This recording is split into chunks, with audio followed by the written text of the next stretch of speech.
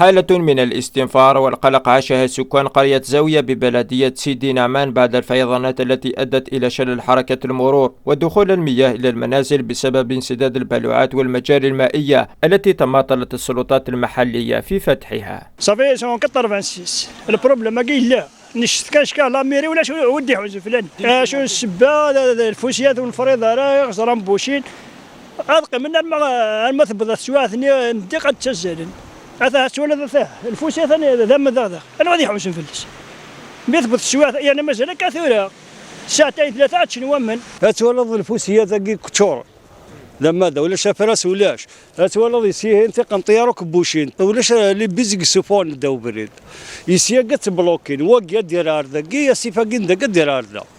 صافي نشتكي كل سكوس كيف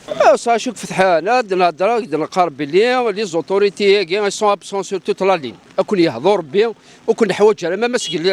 لي زيليكسيون اون لا با بزوان دو